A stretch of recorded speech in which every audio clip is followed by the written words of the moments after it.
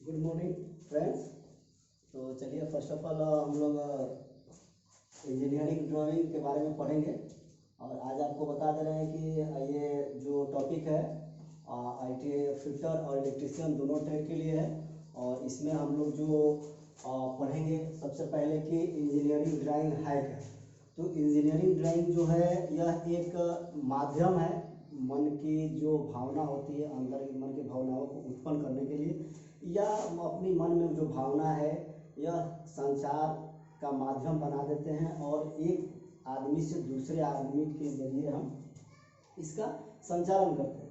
सबसे पहले चीज़ है कि इंजीनियरिंग ड्राइंग को 3 रूपों में प्रयोग किया जाता है। पहला होता है मौखिक।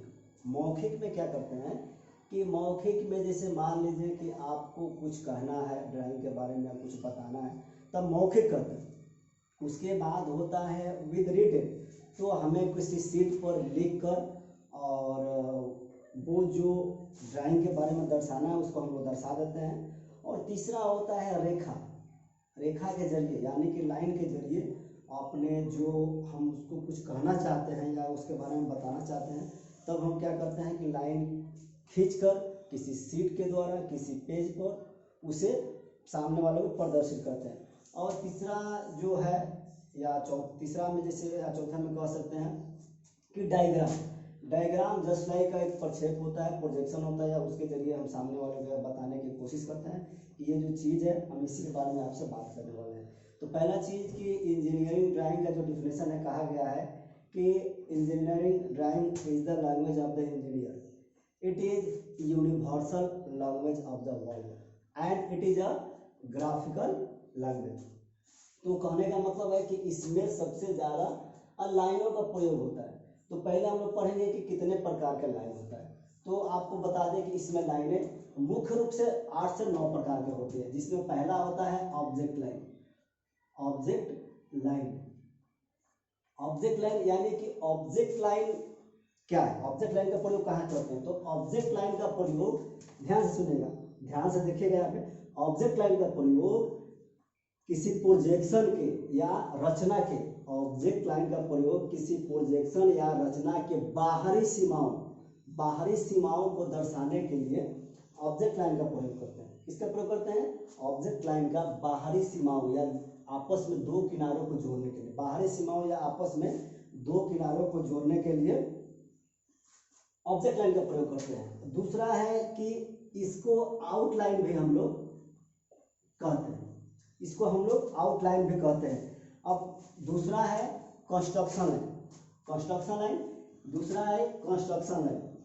कंस्ट्रक्शन लाइन, कंस्ट्रक्शन लाइन क्या है? कंस्ट्रक्शन मीन्स क्या होता है? बनावट। कंस्ट्रक्शन का हिंदी क्या होता है? बनावट।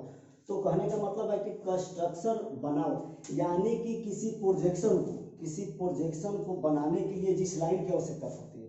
मान लीजिए आपको कोई प्रक्षेप बनाना है, तो उसकी जो रचना करते हैं तो उसमें जो लाइन सबसे इम्पोर्टेंट रोल निभाता है यानी सबसे मस्ट होता है, उसी को हम लोग कंस्ट्रक्शन लाइन कहते हैं। कंस्ट्रक्शन लाइन को थोड़ा सा हम लोग क्या करते हैं कि थोड़ा सा हल्का डीप कर देते हैं, जिससे कि वो अच्छा से दिखाई दे। और तीसरा क्या है? Short break line. Short break line, आप कहते हैं कि शॉर्ट ब्रेक लाइन क्या है, तो आपको पता होगा कि शॉर्ट ब्रेक लाइन को ही हम लोग just like zigzag line भी कहते हैं। इसमें करना क्या होता है कि किसी प्रोजेक्शन में, ध्यान से, किसी प्रोजेक्शन में सामने वाले पार्ट्स को इसको शॉर्ट करके दर्शाना है, इसको थोड़ा हल्का छोटा करना है यानी शॉर्ट करना है। और शॉर्ट करने के लिए दर्शाना है, तब हम लोग क्या करते हैं कि वहां पे शॉर्ट लाइन का प्रयोग करते हैं। ये आपका शॉर्ट लाइन होगा, ये हम क्या करते हैं? शॉर्ट लाइन का प्रयोग करते हैं।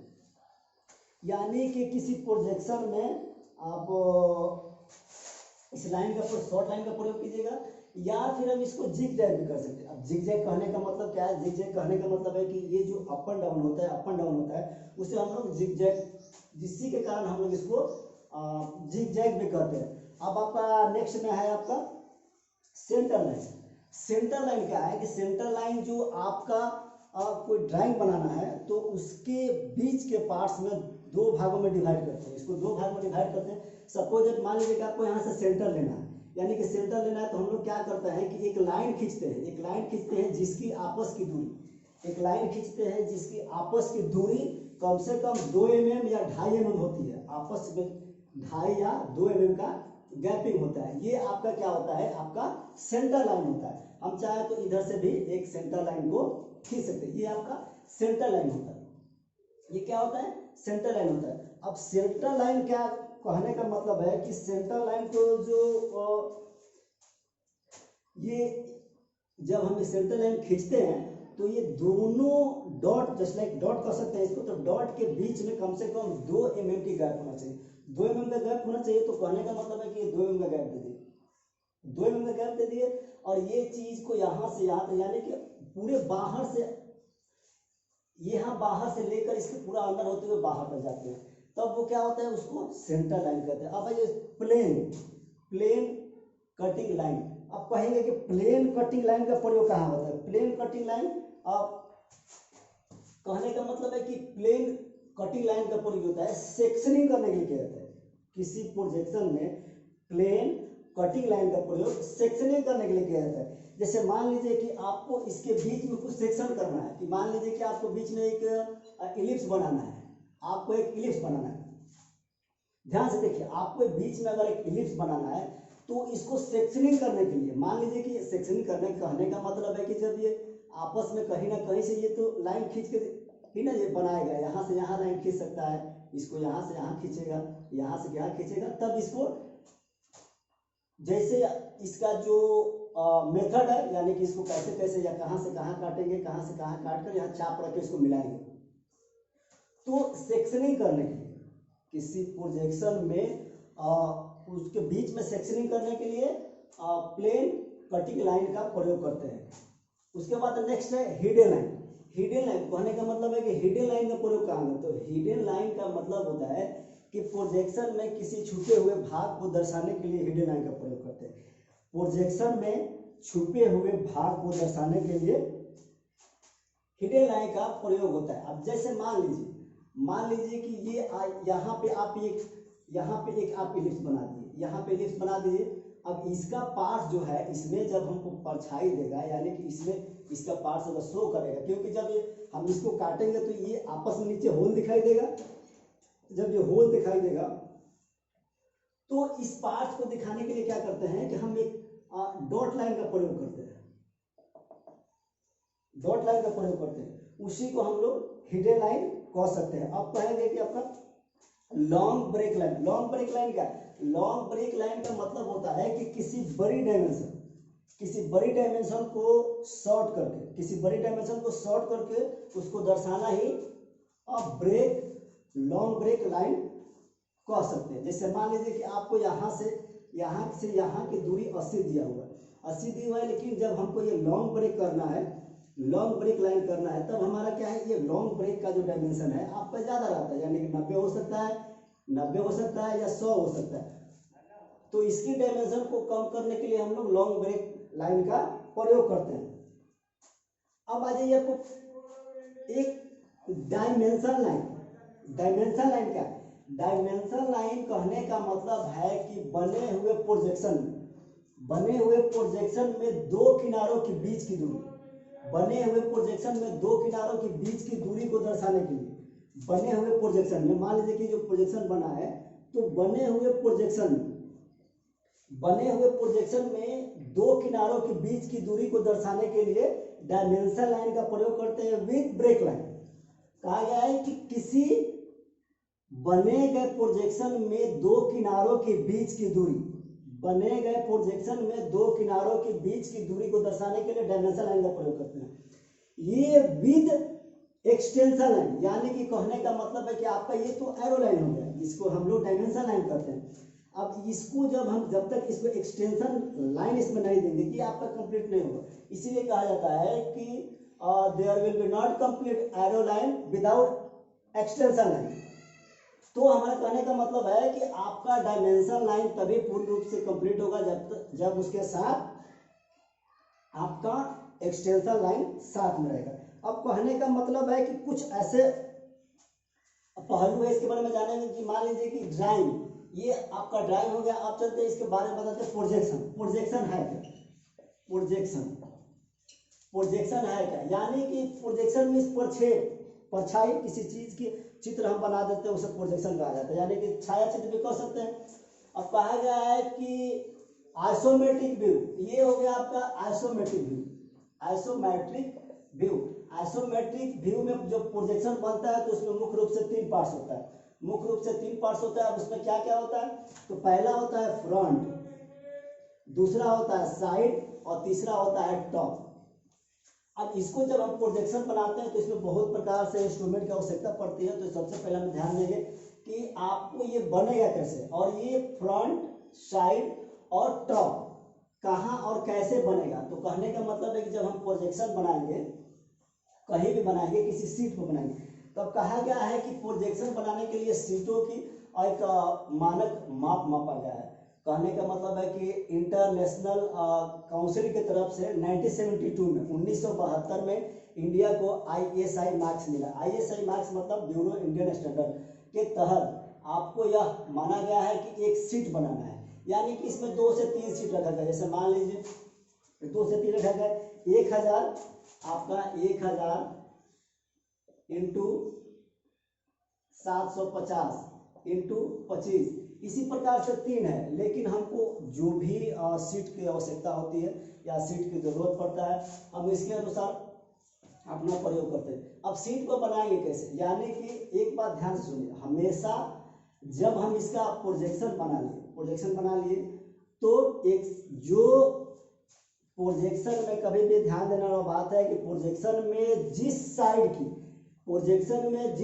की डायमेंशन बड़ा होगा, प्रोजेक्शन में जिस साइड का डायमेंशन बड़ा होगा, कॉमनली हम उसको फ्रंट मानते हैं, जबकि जिस पार्ट्स की डायमेंशन कम होती है उसे हम लोग साइड मानते हैं।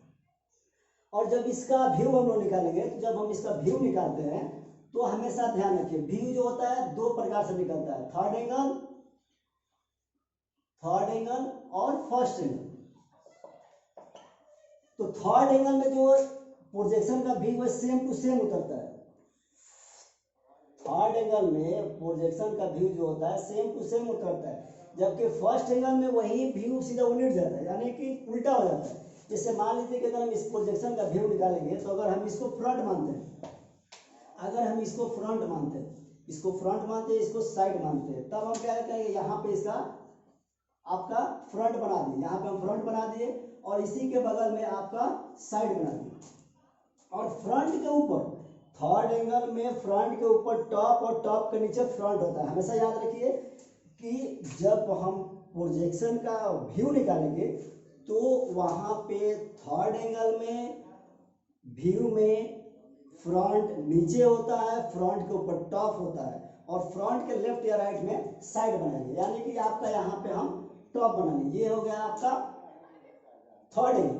अब थर्ड एंगल का मतलब क्या है कि अब साइड हम इधर भी ला सकते हैं या इधर भी ला सकते हैं। अभी हम आपको बताया है कि थर्ड एंगल में प्रोजेक्शन का व्यू फ्रंट नीचे होता है, फ्रंट के ऊपर टॉप होता है, फ्रंट नीचे होता है, फ्रंट के ऊपर टॉप होता है। और फ्रंट के लेफ्ट और राइट में आपका साइड हो सकता है। इसी प्रकार हम क्या करेंगे, अगर फर्स्ट एंगल में निकालते हैं, अगर हम फर्स्ट एंगल में निकालते हैं तो फर्स्ट एंगल में टॉप ऊपर होता है। फर्स्ट एंगल में फ्रंट जो होगा ऊपर चला जाएगा और टॉप नीचे आ जाएगा, यानी कि ये आपका फ्रंट हो जाएगा, और ये आपका टॉप हो जाएगा। और फ्रंट के लेफ्ट या राइट में आपका ये टॉप हो गया, ये आपका टॉप हो गया, ये फ्रंट हो गया और ये साइड हो गया। यानी कि फर्स्ट एंगल में टॉप हमेशा फ्रंट के नीचे होता है। आप हमेशा याद रखो कि प्रोजेक्शन में जब हम उसका व्यू निकालने आते हैं तो फर्स्ट एंगल में टॉप हमेशा नीचे होता है और टॉप के ऊपर फ्रंट होता है, और फ्रंट के लेफ्ट और राइट में हम साइड को बना सकते हैं। अब चलिए मान लीजिए कि आप, अभी तो हम बताए कि जिस प्रोजेक्शन में जिस साइड का डायमेंशन बड़ा हो उसे हम फ्रंट मान लेते हैं। कहीं कहीं जब एग्जाम होते हैं तो वहाँ पे किसी भी साइड को फ्रंट मानकर एरो दे देता है, लेकिन जब एरो नहीं देगा और दोनों साइड का डायमेंशन कॉमन रहेगा तब उस समय आप क्या कीजिएगा, तब वहाँ पे हम करते क्या है कि वहाँ पे जिस, अगर दोनों साइड आपका कॉमन है, यानी 50 में इधर है 50 में इधर है, तब उस स्थिति में हम राइट साइड, यानी कि राइट साइड वाले को फ्रंट और उसके बगल यानी लेफ्ट साइड वाले को साइड मानकर बनाते हैं। यानी कि राइट साइड को फ्रंट, ठीक है, यानी कि RHS कह सकते हैं इसको, और इसको साइड बना देंगे। यानी कि आपका जो फ्रंट या साइड रहेगा दो तरह से रहेगा, या तो RHS रहेगा या फिर LHS रहेगा। अब कहने का मतलब है कि RHS और LHS क्या है। RHS और LHS यह प्रोजेक्शन बनाने का एक मेथड है। अगर हम RHS से बनाते हैं तो मान लीजिए कि RHS में अगर इस साइड का, RHS में इस साइड का डायमेंशन 100 है, और इसी चीज को हम बनाते हैं LHS में, अगर इसी चीज को हम LHS में बनाते हैं तो LHS में क्या हो जाएगा कि ये तो राइट RHS है, अब इसको हम LHS में बनाएंगे तो क्या होगा कि ये सीधा इधर आ जाएगा, यानी कि उल्टा हो जाएगा, यानी कि 100 इधर हो जाएगा और 80 इधर हो जाएगा। ये हो गया RHS और LHS। दूसरा चीज है कि लाइन, प्रोजेक्शन बनाने की जो लाइन होती है मुख्य रूप से दो प्रकार की होती है, यानी कि लाइनों को तीन तरह से डिवाइड कर दिया गया है। पहला लाइन जो मोटा लाइन होता है, पहला लाइन मोटा लाइन होता है जो 1 mm तक होता है, जो 1 mm तक होता है। दूसरा मध्यम लाइन होता है, मध्यम लाइन होता है जो 0.5 mm होता है, और लास्ट होता है पतला लाइन जिसको हम लोग 0.3 mm में रखते हैं। यानी कि जब आप किसी एग्जाम में कोई भी पेपर आता है तो उस समय आपको यहाँ पे नीचे दिया हुआ रहता है कि all dimension are in mm, all dimension are in mm। तब हमको करना क्या है, और यहाँ पे एक बात समझने वाली बात है कि यहाँ टॉलरेंस भी देता है, यहाँ आपको टॉलरेंस दे देगा, टॉलरेंस देगा आपको 0.3 दे देगा। तो आपको कभी भी ड्राइंग बनाते समय यह ध्यान रखना है कि किसी भी हालत में, किसी भी सिचुएशन में प्रोजेक्शन का लाइन, किसी भी हाल में प्रोजेक्शन का लाइन जो है आपका 0.3 से 0.5 से ज़्यादा नहीं होना चाहिए। 0.3 से लेकर 0.5 तक रहेगा तो अच्छा है, अगर उससे ज़्यादा है तब आपका प्रोजेक्शन में त्रुटि होने की संभावना ज़्यादा रहती है। तो आज ड्राइंग बस इतना ही है। आगे हम आपको बताएंगे कि ड्राइंग बनाना कैसे है, और ड्राइंग में बहुत से अब इलिप्स है और मैकेनिकल है, ग्राफिकल्स है, बहुत सारे है। फिलहाल आपका ड्राइंग का बेसिक इतना है, और कुछ इंस्ट्रूमेंट के बारे में बताना है तो उसको हम PDF बनाकर या फिर उसी का वीडियो बनाकर हम नेक्स्ट वीडियो में डाल देंगे। अच्छा लगे तो वीडियो को लाइक कीजिए, सब्सक्राइब कीजिए और शेयर कीजिए। Thank you.